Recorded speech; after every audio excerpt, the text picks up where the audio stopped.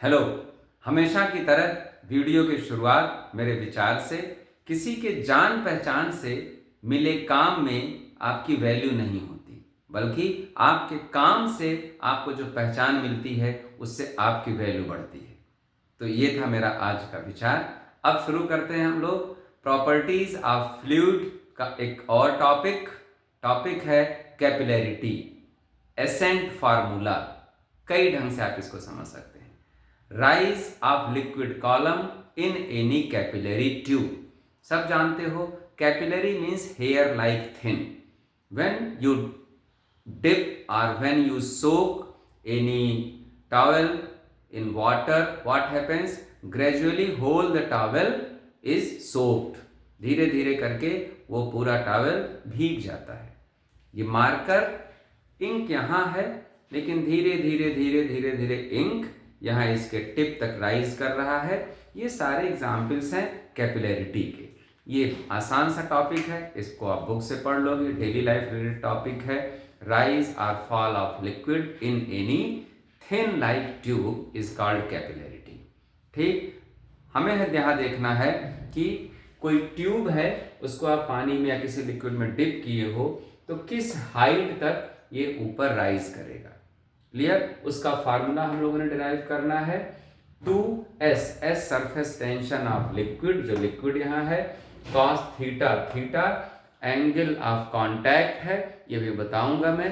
कुछ सब टॉपिक्स यहाँ नोट कर लिया हूँ कि इस फार्मूले को करने से पहले कुछ हमें सब टॉपिक्स देखने होंगे, लेकिन पहले ये टॉपिक तो बता दूं मैं। आर क्या है? Radius of capillary tube. R क्या है? Radius of capillary tube. यहाँ एक बार और लिख दिया हूं मैं। डी क्या है? डेंसिटी ऑफ लिक्विड है, और जी तो आप जान ही रहे हो। तो ये फार्मूला हम लोगों ने डिराइव करना है। क्लियर? इसको एसेंट फार्मूला कहते हैं। क्या कहते हैं इसको? Ascent formula. तो अब बात मैं थोड़ा सा सब टॉपिक की कर लूं। पहला सब टॉपिक है एक्सेस प्रेशर। जिस एक्सेस प्रेशर की इसके डेरिवेशन में जरूरत पड़ेगी।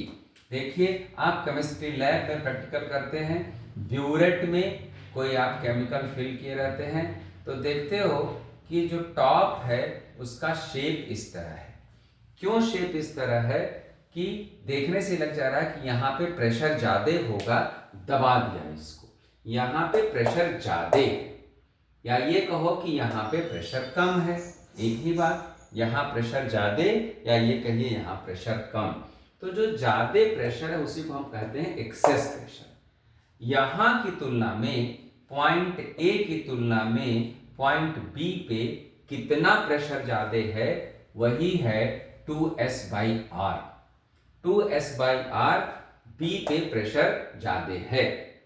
ठीक, अब कहोगे सर ये S क्या है? बता दिया, इस लिक्विड का सरफेस टेंशन है।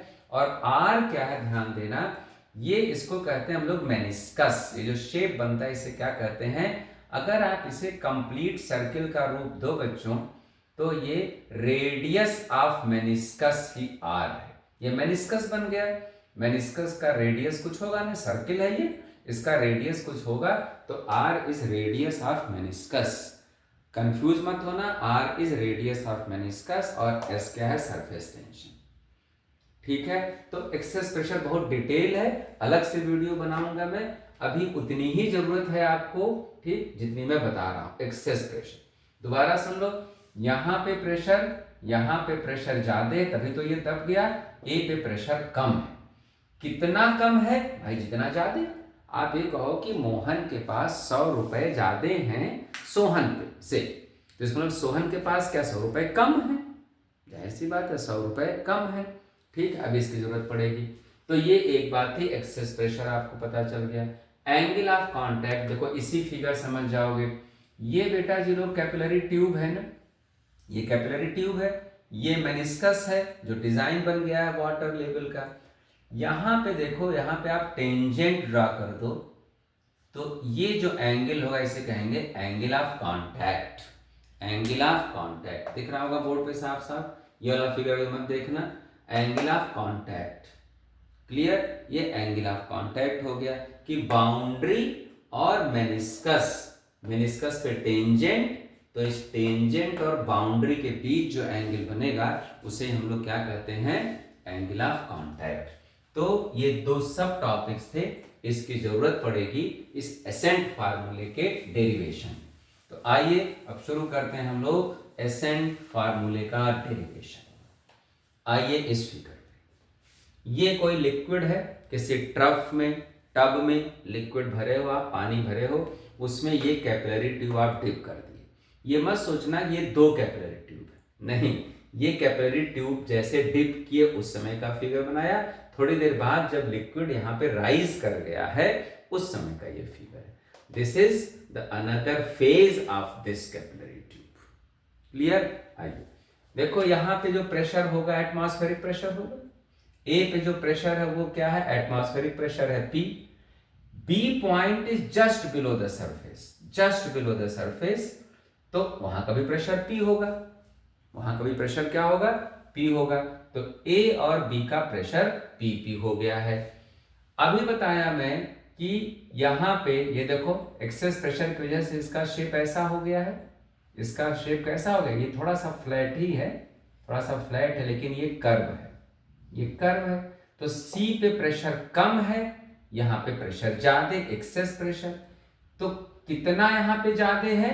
2S/R ज्यादा है। C पे कितना कम है? 2S/R कम है। ठीक, तो C पे कितना प्रेशर हो गया? P - 2S/R हो गया। सर ये क्या बताए? बेटा यहां की तुलना में यहां प्रेशर कम है। कितना कम है? 2S/R। तो हो कितना गया? मैं कहूं कि मोहन के पास 100 रुपए और सोहन के पास मोहन से 20 रुपए कम, सोहन के पास मोहन से 20 रुपए कम, तो कितना हुआ सोहन के पास? 100 - 20 80। C पे प्रेशर यहां की तुलना में 100 रुपए की तुलना में कितना कम? 20 रुपए कम। तो कितना हो गया? जितना यहां पे था मोहन के पास कितना कम हो गया? 20 रुपए कम हो गया। तो बचा कितना? 80। 100 - 20। तो C पे बार बार कहता हूं, जब भी आपको फिजिक्स में या अलजेब्रा में प्रॉब्लम हो, आप किसकी हेल्प लिया करो? अरिथमेटिक की, क्योंकि अरिथमेटिक तो जिस दिन आप पैदा हो उसी दिन से आपके कान में जा रहा है। ठीक है? हाँ भाई, 4 रुपए उनको दे दो, 3 रुपए उनको दे दो, भले ही आप प्रोसेस नहीं कर पा रहे, लेकिन कान में तो बात जा रही है छोटे से बच्चे के। तो अरिथमेटिक एक ऐसी चीज है, विषय कहता ही नहीं हूं मैं, अरिथमेटिक एक ऐसी चीज, एक ऐसी बात है जो बचपन से आपके कान में जा रही है, तो उस पर आप ज्यादा यूज टू हैं। ठीक, तो फिजिक्स की प्रॉब्लम, केमिस्ट्री की प्रॉब्लम, अलजेब्रा की प्रॉब्लम, ट्रिग्नोमेट्री की प्रॉब्लम, उसको आप कहाँ से लिया करो? पहले अरिथमेटिक से सोचा करो, बहुत बड़ा बड़े प्रॉब्लम सॉल्व हो जाती है बेटा लोग। खैर, तो यहाँ पे प्रेशर कितना आ गया? P - 2S/R आ गया। क्लियर? B पे प्रेशर कितना है? P है। C पे प्रेशर कितना है? P - 2S/R है। तो कहाँ ज्यादा हुआ प्रेशर भाई? प्रेशर कहाँ ज्यादा हुआ? Pressure at B is more than pressure at C। और सब जानते हो कि फ्लूइड जो है वो कहां से कहां फ्लो करता है? High pressure to low pressure. तो इसका मतलब कि जो फ्लूइड है वो B से C की तरफ गया, फ्लूइड B से C की तरफ गया, high pressure to low pressure का। तो सर समझ गया, this is the reason of rising the liquid in this tube. इस ट्यूब में अगले ही सेकंड में पानी ऊपर चढ़ गया, यहां से प्रेशर, यहां का प्रेशर ज्यादा, C का प्रेशर कम, high pressure to low pressure. तो ये तो आपको क्वालिटेटिवली पता चल गया कि what is the reason of rise of the liquid in any capillary tube. Assertion reason आता है तो सिंपली आप कहोगे excess pressure and pressure difference between the two places. सत्य वचन दिया रहेगा, आप जान जाओगे कि when we dip any capillary tube in water, liquid rises, water rises. सत्य वचन। रीजन में कई सही बातें दे सकती हैं। एक ये दे सकता है कि एक्सेस प्रेशर रीजन है, वो भी सही है। Pressure difference between the two places, ये भी सही है। ठीक है, तो both are correct and explanation is right. अब आते हैं कि भैया क्यों यहां तक पानी गया और ऊपर क्यों नहीं गया? किसी हाइट तक जाने की लिमिट क्या है? किसी हाइट तक जाने की लिमिट क्या है। अब उसके लिए देखो भाई मेरे, कहीं भी कोई फ्लूइड फ्लो करता है, कब तक फ्लो करता है? जब तक दो प्लेसेस का प्रेशर बराबर नहीं हो जाता। जब तक दो प्लेसेस का प्रेशर क्या होता है, सीधी सी बात है, दो प्लेसेस के बीच टेम्परेचर कब तक फ्लो होता है, हीट कब तक फ्लो होती है, जब तक उनका टेम्परेचर सेम नहीं हो जाएगा। गर्म हाथ ठंडा, गर्म हाथ ठंडा, हीट फ्लो हो रहा है high temperature to low temperature, कब तक हीट फ्लो होगा? जब तक दोनों हथेलियों का टेम्परेचर क्या हो जाएगा, सेम नहीं हो जाएगा। तो अगर पानी यहां तक गया तो इसका मतलब यहां का प्रेशर और यहां का प्रेशर बराबर। क्लियर? तो अब सुनिए बात कि if liquid rises up to height h, then pressure at D, दिख रहा है फिगर में, is equal to pressure at E। Pressure at D कितना? देखिए भाई, P minus 2S by R, तो था प्रेशर वहां C वाला ही। अब H हाइट तक लिक्विड राइज कर गया है, तो H हाइट भी तो कुछ प्रेशर एक्सर्ट करेगा, H dg, पुरानी बात, D डेंसिटी है इस लिक्विड की, बता चुका। तो D डेंसिटी की लिक्विड अगर H हाइट है कॉलम, तो अपने बेस पे वो कितना प्रेशर एक्सर्ट करेगा, H dg। तो D पे टोटल प्रेशर मिल गया बेटा लोग, क्योंकि पानी फ्लो होना बंद हो गया है यहां के बाद, इसके मतलब यहां का और यहां का प्रेशर बराबर। यहां का प्रेशर कितना, एटमॉस्फेरिक प्रेशर। दोबारा सुनिए, यहां का टोटल प्रेशर कितना, अगर ये हाइट नहीं गेन किया होता तो प्रेशर यहां क्या था, लिख चुका हूं मैं, P minus 2S by R, लेकिन H हाइट गेन कर लिया तो इतना प्रेशर ऐड हो गया, बोलो H dg प्रेशर ऐड हो गया। यहां का प्रेशर कितना, P, because the liquid has gained H height, it means there is no flow of liquid, so pressure at these two places are equal। P से P cancel हो गया, simple math की बारी आ गई। तो 2S by R is equal to H dg, उधर भी minus गया, ये माइनस माइनस कैंसिल, लो भाई ये भी कर दो, नहीं तो अगर सब्जेक्ट डायरेक्ट मारते हैं। क्लियर? आपको क्या फाइंड करना है, H फाइंड करना है। तो H इज इक्वल टू क्या हुआ, 2S अपॉन R dg। नहीं सर जी ये तो नहीं प्रूव करना है, कोई बात नहीं, ये भी जरूरत पड़ेगा अभी। H is equal to 2S upon R dg, याद रखिए R क्या है, बता रहा हूं मैं शुरू से ही, R रेडियस ऑफ मेनिस्कस है। R क्या है, रेडियस ऑफ मेनिस्कस, जो सर्किल बन रहा है मेनिस्कस है, लिख लीजिए radius of meniscus, radius of meniscus.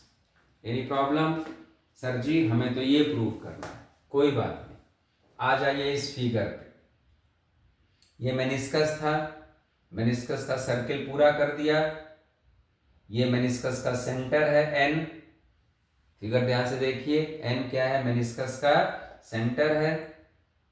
ये क्या है, एंगल ऑफ कांटेक्ट, अभी बताया 4 मिनट पहले 5, एंगल ऑफ कांटेक्ट। ये क्या है, कैपिलरी ट्यूब यहां से यहां तक है पूरी, इसका हाफ हो गया, ये रेडियस ऑफ कैपिलरी ट्यूब हो गया, लिख लीजिए स्मॉल r क्या है, radius of capillary tube. Figure में MO है, ये MO है। MN क्या है, सब लिखा हूं मैं, MN क्या है, रेडियस ऑफ मेनिस्कस है, कैपिटल R। एंगल देखिए, ये एंगल थीटा है, ये एंगल भी थीटा होगा, ज्योमेट्री लगा के देख लीजिए, NMO थीटा होगा, कैसे भी देख लो। ये पूरा एंगल 90 मेरे बच्चों, ये टेंजेंट है, ये सर्किल का रेडियस है, ये पूरा एंगल 90, ध्यान से देखिएगा, ये पूरा एंगल क्या 90 है, ये थीटा हो गया, कैसे भी देख लो आप, बोलो, ये पूरा 90 हो गया, तो ये क्या बचा, थीटा बचा कि नहीं, कैसे भी देख लो, दो लाइंस के बीच के एंगल उनके परपेंडिकुलर्स के बीच के एंगल के बराबर होता है। इस लाइन का ये परपेंडिकुलर है और इस लाइन का ये परपेंडिकुलर है, तो ये एंगल भी क्या हुआ, थीटा। मेरा काम क्या है, कैपिटल आर को हटाना, कैपिटल आर को हटाना। ये लिख लिए हैं, स्क्रीनशॉट ले लीजिए आप लोग, स्क्रीनशॉट लेते रहा ये बीच बीच में, धीरे धीरे पढ़ाता हूं, चाहे तो आप लिख भी सकते हैं। ट्रायंगल एन ओ एम, ये थीटा है, बेस और हाइपोटेनस की बात हो रही, cos theta base upon hypotenuse, तो r इज इक्वल टू क्या हो गया, r upon cos theta.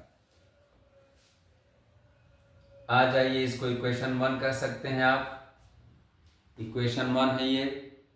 Putting capital R in equation 1, putting capital R in equation 1, put कर दीजिए भाई, h is equal to 2s upon r upon cos theta into dg। Clear, clear, cos theta ऊपर चला गया, 2s cos theta upon r dg, 2s cos theta upon r dg। Clear है, ये बात सबको समझ में आ गई भाई। ज्योमेट्री भी पढ़ा देता हूं बीच बीच में। इन दो लाइंस के बीच एंगल कितना है, थीटा है, थीटा है ना, कैसे भी देख लो। अब दूसरे ढंग से बता रहा हूं, ये पूरा एंगल कितना, बोर्ड पे देखिए, जिनको पुरानी थ्योरम नहीं याद है उनके लिए, ये पूरा एंगल 90, ये थीटा, तो ये एंगल कितना, 90 माइनस थीटा, दिमाग में रखो, ये एंगल कितना, 90 माइनस थीटा, ये पूरा एंगल कितना, 90, ये 90, ये 90 माइनस थीटा, 90 माइनस थीटा, तो ये थीटा बच गया कि नहीं भाई, बच गया। इससे ज़्यादा टाइम नहीं, बहुत टाइम दे दिया मैंने, 3 मिनट दे दिया थीटा समझाने में। अब आते हैं हम लोग रिजल्ट डिस्कशन पे। रिजल्ट डिस्कशन क्या है बेटा लोग, फार्मूला ध्यान से देख लिए फार्मूला, फिगर रब कर रहा हूं, लास्ट चांस स्क्रीनशॉट लेने का, ले सकते हैं, ऑफर खत्म नहीं तो। क्लियर, ले लिए, 3 2 1, चलिए अब देखिएगा, H प्रोपोर्शनल 1/r, क्या मतलब, R क्या तो पक्का हो चुका है, कैपिलरी ट्यूब का रेडियस, कैपिलरी ट्यूब जितना पतला होगा हाइट उतनी ही ज्यादा होगी। हाइट, मोटी सी पाइप डाल दोगे पानी में, कुछ ना राइज वाइज करे, बारीक पाइप डालोगे, पतली पाइप डालोगे, जैसे कि हमारे टॉवल में है, फाइबर्स हैं पतले पतले, इसमें क्या है, पतले पतले बारीक बारीक फाइबर्स हैं, ठीक है, यहाँ का इंक यहाँ चढ़ जाता है, हाइट ज़्यादा गेन कर लेता है। आगे बात समझ में, ठीक। तो कंसेप्चुअल क्वेश्चन के लिए 2 कैपिलरी ट्यूब का रेडियस दे दिया गया, R2/R1, R2/R1 कर देंगे, काम हो गया आपका।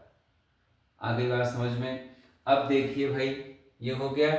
मरकरी के केस में नोट करें, what is the reason when we dip capillary tube, what is the reason when we dip capillary tube in mercury, mercury level goes down, mercury level goes down। Sir ये क्या बता रहे हो आप, थोड़ा figure से समझा दो। हाँ जी बेटा, बिल्कुल सही। ऑनलाइन ऑफलाइन का ये अंतर होता है, ऑनलाइन में तो बच्चा क्रॉस क्वेश्चन नहीं पूछ सकता, ऑफलाइन में खूब क्वेश्चन पूछता है। असली पढ़ाई तो ऑफलाइन ही होती है, सीधी सी बात। भले ही मैं वीडियो बना रहा हूँ, लेकिन ये बता दूँ कि 80% का डिफरेंस होता है ऑफलाइन क्लास में और ऑनलाइन क्लास में। 80% अंडरस्टैंडिंग ऑफलाइन क्लास में ज़्यादा होती है। ये तो उनके लिए जो दूर दराज में बच्चे हैं, जहाँ पे कोई सुविधा नहीं है इस तरह की, ठीक है, पेरेंट्स अफोर्ड नहीं कर पा रहे हैं, चलो कुछ हो जा रहा है, ठीक। पता चला कि मरकरी इसमें फिल था, आप इसमें ट्यूब डाले तो मरकरी यहाँ नहीं चढ़ेगा, मरकरी का लेवल नीचे ही रहेगा। सर जी क्यों रहेगा? इसके लिए रीज़न है, जो थीटा होता है वो ऑब्ट्यूस एंगल होता है। किसके लिए? किसके लिए? सर जी फिर पता नहीं क्या बता दिए। देखो बेटा सुनो, मरकरी का मेनिस्कस ऐसे नहीं होता, ऐसे होता है। मरकरी का मेनिस्कस ऐसे होता है, ठीक है। चूंकि इसमें समझाने के लिए बहुत है तो मोस्टली मेरा रियर साइड कैमरे के सामने आ जा रहा है, बुरा मत मानना। मेरा एम है आपको समझाना, चेहरा दिखाना नहीं। यहाँ पे टेंजेंट ड्रा किया तो एंगल ऑफ कांटेक्ट देखिए ऑब्ट्यूस हो गया। जब थीटा ऑब्ट्यूस होगा मेरे बच्चों तो कॉस थीटा नेगेटिव हो जाएगा, और जब कॉस थीटा नेगेटिव हो जाएगा तो एच की वैल्यू नेगेटिव आ जाएगी। नेगेटिव का मतलब नीचे जाना। ये भी असर्शन रीजन में बन गया है कि मरकरी कॉलम नीचे जाता है, सत्य वचन, ठीक है। इसका रीजन क्या है कि angle of contact is obtuse, angle of contact is obtuse. तो both are correct and explanation is right, it is explaining completely. ये बात आ गई समझ में, ठीक। तो ये था आपका क्या, कैपिलरिटी का मामला। इस पे एक बहुत बेहतरीन क्वेश्चन बनता है, लिखें, क्वेश्चन लिखिए कि what will happen if height of capillary tube is insufficient,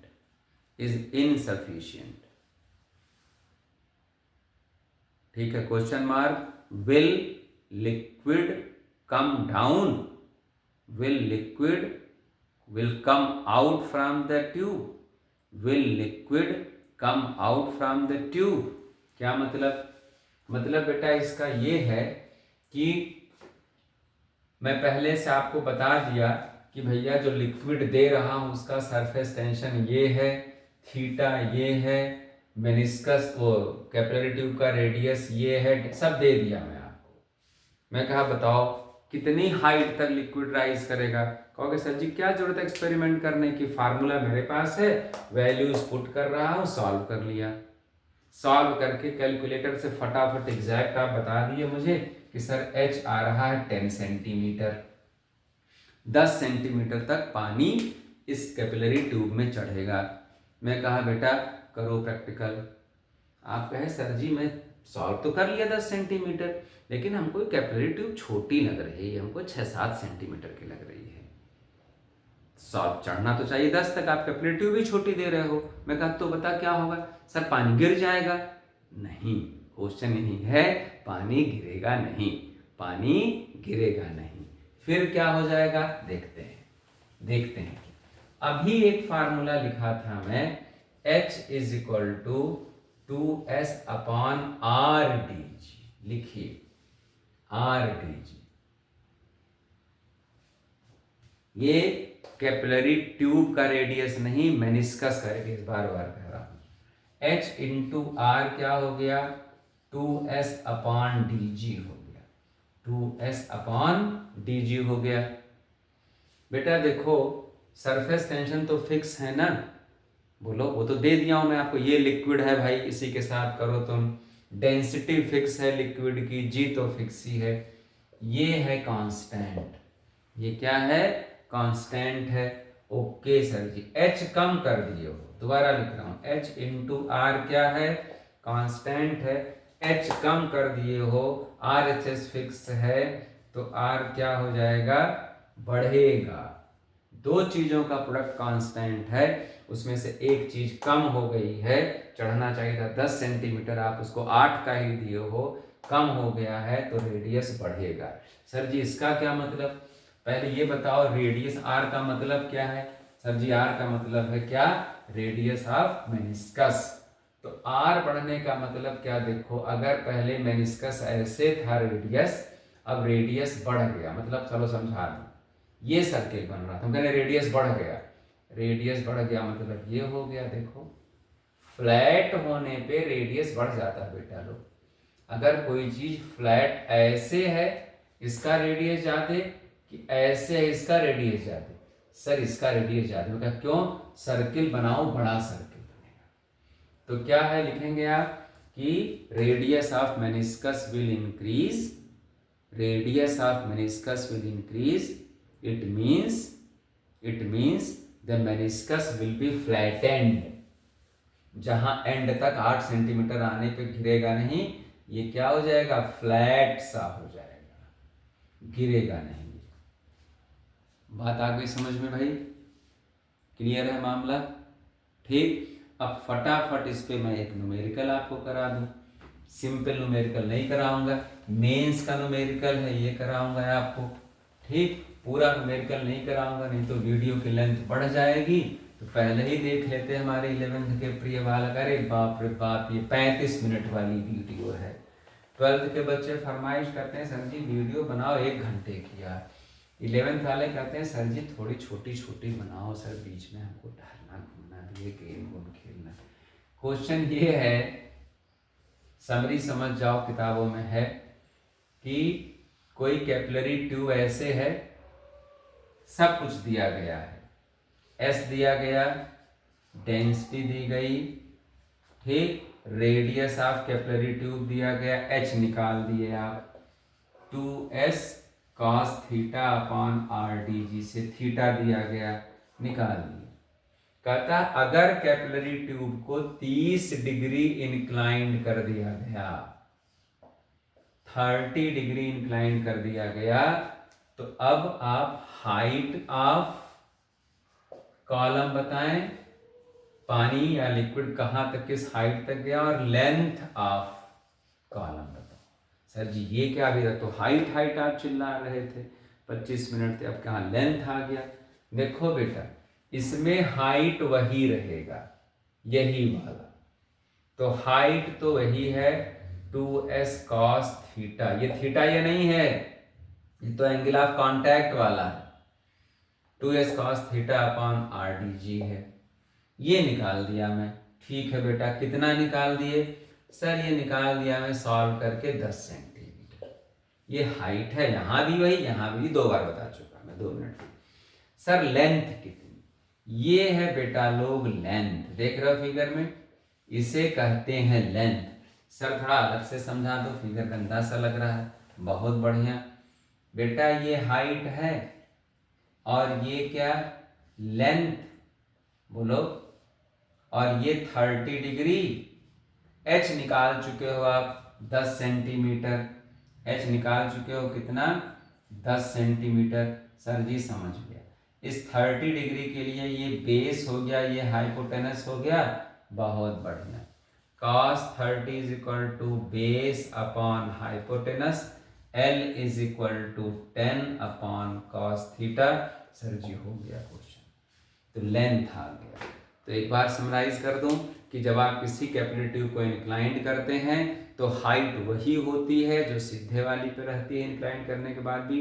length को आप ज्योमेट्री से निकालते हो, एच निकाल चुके हो, एंगल ऑफ इंक्लिनेशन दिया रहेगा क्वेश्चन में, लेंथ आपने निकालना है, कॉस लग गया आपका trigonometric ratio, base upon hypotenuse आ गया, काम हो गया।